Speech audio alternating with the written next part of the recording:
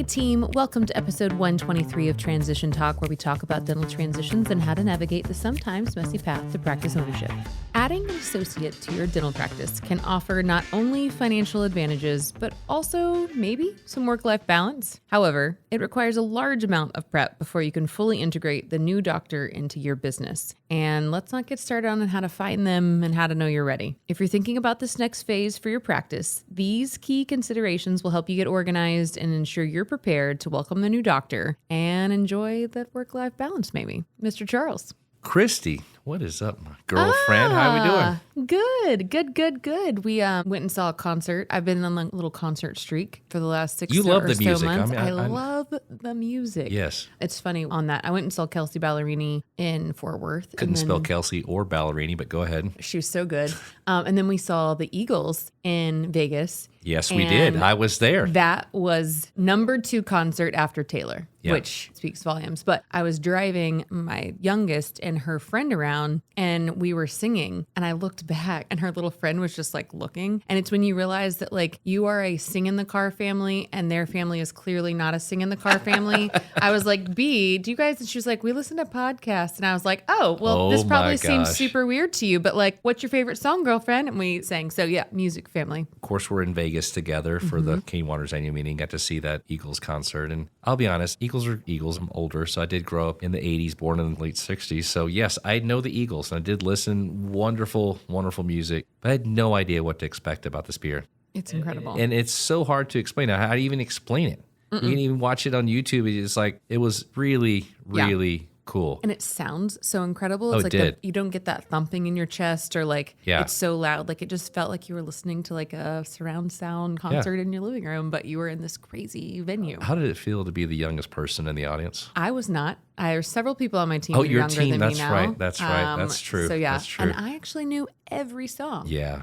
Yeah, it was pretty cool. It was amazing. So yeah, if you're ever in Vegas and whether the Eagles or Backstreet Boys or Kenny Chesney, those who's on the lineup next, like it is well worth the experience to go if you're at all concert music fan. So I wouldn't mind a little Backstreet Boys, just so you know. I know. I looked up those tickets, so they're insane. Yeah, so there's a lot of Backstreet Girl fans that are going to outbid us. If anyone wants to say thank you, we'll take it in sphere tickets. Okay, so this is a topic we're going to talk about today that comes up often. I know you are in your kind of lecture time of the year. You probably are always in it, but I feel like this is a common question and it kind of comes up in these transition lectures because bringing on an associate is clearly a transition mechanism, but also a growth mechanism.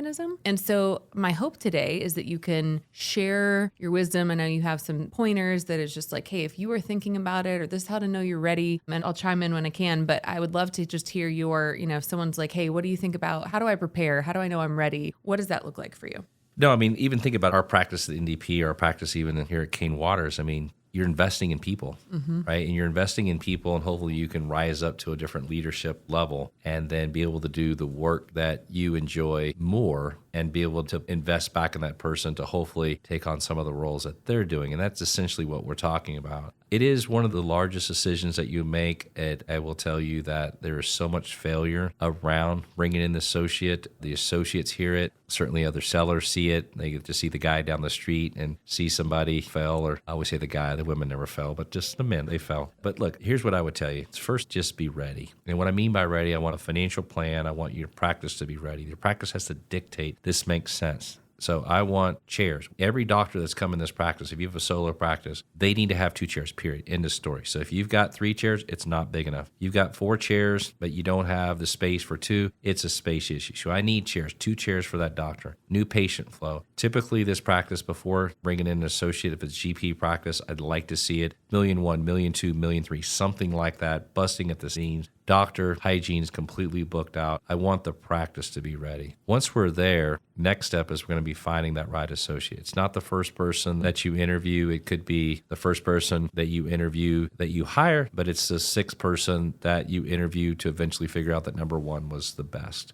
So it's not something that you take lightly. I want a forward approach where you're actually marketing this opportunity. You've got the Benco, the Shine, the Patterson guys all kind of looking for you. You're reaching out to the dental schools. You got stuff on Dental Post. You got stuff on Dental Town. You are marketing this opportunity. You're explaining this opportunity to your team and the why behind it. The why behind it is that We're trying to grow their practice so we can keep up with, call it the benefit package, keep up with, for me to be happy, I want to focus on these types of clinical skills, and I can't do that with checking 2 or 3 hygienists. So we sell the why, we interview the people, and once we found that perfect fit, and I don't mean you seeing your doctor making that decision, your team needs to make that decision. So I want every single team member in that practice to know what's going on, have them involved in this, your spouse, if you are married, to have them involved, and then doctor, spouse, and associate side, get together, several interviews, work shadow. Let's do a lot of due diligence on this young associate. And if everyone says this is a absolute no-brainer, then perfect. We have a practice that's ready. Now we have the associate that we've interviewed, and there's still probably a 50-50 chance this doesn't work. But man, if you don't do steps 1 and 2, there's probably a 99% chance it doesn't work. So let's set that in place.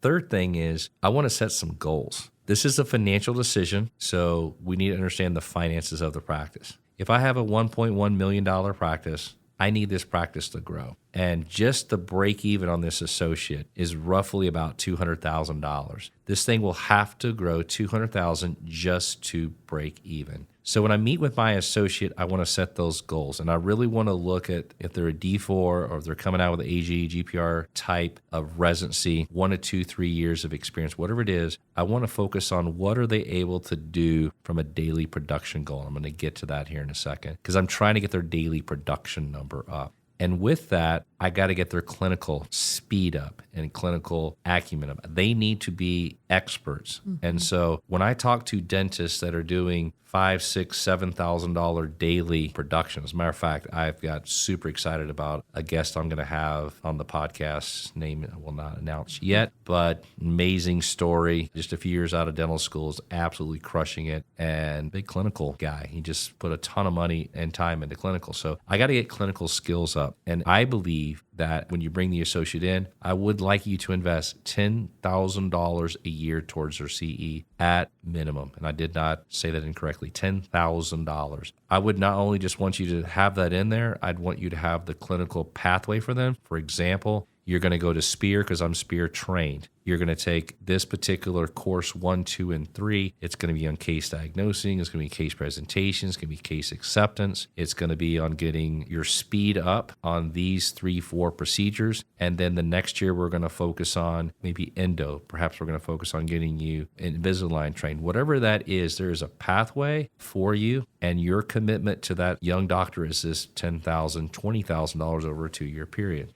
Now, there's risk there for you, and I know that, and I respect that. And so what I think is fair for you, owner doctor, is to have this type of plan for them and to basically say, look, I'm committed to you for 2 years. It's a 2-year associate agreement. If you leave this associate agreement these first 2 years, it's not a problem. Here's the 30-day clause. You can leave, and it's not a problem. But if you leave during year 1, you're going to owe me the $10,000 back that I just invested back in CE. You leave in year 2, you owe me before the second year is up, you're going to owe me that $20,000 back because I've invested back in you. And this is for you and for me. And so you want to get that commitment, and then you want to get that doctor on the schedule immediately for those courses. So many times I see where the young doctor has this ridiculously low amount, $1,500 CE. It's just kind of out there. It's not enough for the plane ticket. It's not enough for a course. So what's the purpose of this? You need to invest back to this young person. And when you do all of these things, you get them in. Now we can start setting the goals for the practice. And so now, associate 1, our goal is to try to get you at $3,000 a day. Okay. Then we're up to $4,000 a day. Then we're at $5,000 a day. $5,000 a day, 3 days a week should be close to $60,000. You know, if it's $3,750, 4 days a week, we're at $60,000. We start seeing these young doctors doing $60,000 a restorative. Senior doctor, you're doing 70, 80, 90, plus we got hygiene. You know, next thing you know, we're pushing $2 million practice. It starts to generate opportunities for buy-in. It generates an amazing new overhead. There's profit margins in this thing. So there's a plan, okay? Practice, right person, associate agreement, 2-year kind of pathway of clinical goals. Now, owner doctor, you're freeing up your time. You're driving the leadership of the practice. You're driving new patient flow. You're mentoring this younger person on some of the procedures that they're doing, mentoring in conversations that they're having both with the team and with patients. There's just a plan. You know, and it's so beautiful to see when this is done correctly, but it's also just horrific to see when You just get these people, and it's a practice that's 800 collections, 4 chairs. They give him 1 operatory. They close. This guy leaves Monday, Tuesday, Wednesday, so now he's got maybe 2 chairs on Thursday and Friday, and they're not busy. It's 10 new patients. There's no CE goals, or senior doctors complaining that the young doctor is slow. It's like, because you didn't have a plan. And it's just so sad and it's so frustrating. But that's what's causing so many of these unsuccessful stories that are out there. But with the right type of practice, the right type of plan, and the right type of investment back in this associate, you can truly see like these practices taking off and truly see the economics to play out to where everyone's happy. Yeah. And I think too often what we hear, don't hear it as much anymore, but every now and then you'll hear this. And I think this is kind of when we have to reset things, is when you hear an established doctor that's like, well, they're not doing very much. They're not bringing in any new patients. They're not going out there and hustling and trying to, build these. And I'm like, I fully appreciate that they need to be doing that too, right? But part of bringing them in is also like, you should have a reason that you brought them in, right? Like you want to grow them. You need them to be successful, and they have to put forth that effort, but so do you, right? Yep. You're the more established doctor. You're the person who has built this thing. And so you kind of have to give them a little bit of that to like jumpstart them. And clearly if they're not if it's a referral based business and they're not doing anything to help build and you're the one doing all of it, then a conversation probably needs to be had, right? Like, do they know how to do that? Are they aware of how your referrals and how your patient base and how your community works? So I think it's just making sure you're mentoring them on all levels and not just expecting them to jump in and do it all on their own, right? This is not 1990 where they're joining the Rotary Club, okay? They're not going to grow this practice. If you're anticipating that this young doctor is going to somehow magically bring all of their young friends with their perfect teeth into this practice, it's just not going to happen. Yeah. Your job as a leader is to market and to grow. Your job as a leader is to transition some of your patients and those new patients over to that young doctor. Your job is to invest in that young doctor to do the procedures perhaps that complement the practice, perhaps that are different than yours, and to present something different to your patient base of 2,000, 2,500. And let's take those internal, not necessarily new patients, but the internal work, and let's pull that out and put it on their schedule. And that will get to the point where this doctor's confidence and experience, and that will start to have its own referral pattern kind of on its own. I believe that paying this associate a fair wage, somewhere between $500 to $600 a day. I believe that giving somewhere around 30% of their adjusted production or collection number, somewhere around $100,000 to $110,000 base, I think is reasonable. Usually paying them on a monthly basis is ideal, maybe $10,000 a month. And then once they achieve over $33,000, in this case, a 30% of 10 grand would be 33,000. If they produce more than that, then of course you give them that bonus. So we want a nice base pay. We want this CE allowance, I think is critical. Some type of pathway that hopefully leads them to some type of equity partnership. You're going to get a much better driver if you show them the pathway of what's kind of in it for them. Mm-hmm. If you're not planning on making them a partner, then be prepared to pay them more. Yeah. Pay them 30% now, then 35% later, and put a little golden handcuffs. Pay them 40% if you've really got amazing lean practice at, 50% overhead, and you just don't want to ever sell them something. You want to overpay them. These are all options for you as a seller and buyer. Know that if someone's overpaying you, well, maybe it's a good deal, but you got to look to see what you're giving up. Last thing I want to say to the associate is this senior doctor is going to make a major investment on you.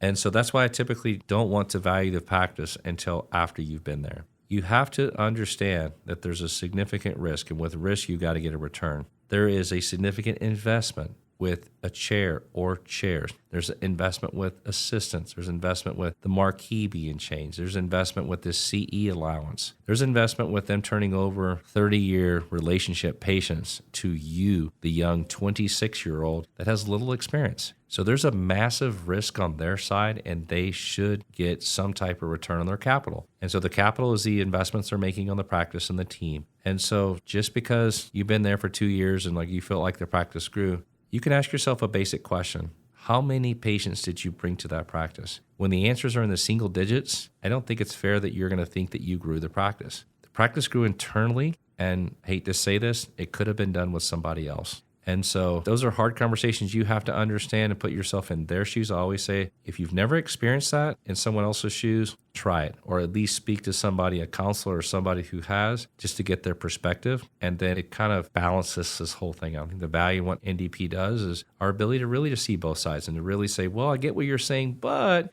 it's really important to hear it from this side. So this episode, I really wanted it. There's so many of our senior doctors that are considering bringing an associate in, and it's just something too that I know we've got literature on this, but something for them to kind of play back and listen. And too, for my buyer listeners as well, it's just really good to hear and remind yourself what a plan looks like as you interview 3 to 4 or 5 practices. If you come across somebody like this that does have a full-blown plan and how to make you a partner and setting all these goals and giving these C allowances and wants to mentor and literally come with you to the SPEAR type courses and be your shadow and to make sure that you get matched up with the right clinicians, this is when I know that you found the right place. It's been such a cool journey to have done this so long and to listen to people why they choose certain places. And when I hear people say things like, well, part of the reason I'm going is because I really feel like this guy is going to be my mentor. I really feel like he's going to expose me to procedures and give me confidence and training that I would not be able to get like on my own. I feel like this is going to be like an advanced GPR program and I get paid for it. And I just feel real lucky that he selected me or she selected me. It's like a mutual respect. Yeah, this respect thing. And even from that, if it doesn't lead to an ownership associate, it's okay. It's okay that you found this thing and you got to be in this unbelievable kind of mentored relationship that it's really hard to put a price on. And hopefully it works out to something more than just a employer-employee relationship. Maybe a partnership, but it's not always about the money and always about it is kind of finding this right home. So if you can find something like that and get this kind of pathway from somebody, especially getting the clinical experience and drive, this doesn't work out, you're going to be very, very set up for the next deal to go and literally just purchase out of the gate because of your experience. So, Joellen, thanks for allowing me just to come up with the quick idea. Download all of my thoughts, Christy, for your interview skills and kind of setting all this up and just allowing me to ramble today. No, this is an important topic that we get lots of questions on. So thanks for sharing your wisdom. And all right, team, that's all we have for episode 123 of Transition Talk. Remember, if you are preparing to bring an associate into your practice, don't do it alone. Be prepared, be educated, and communicate. As always, make sure to share the transition love with those who may not know of us yet. And of course, subscribe wherever you listen to your podcast. Until next time, friends. Awesome, guys.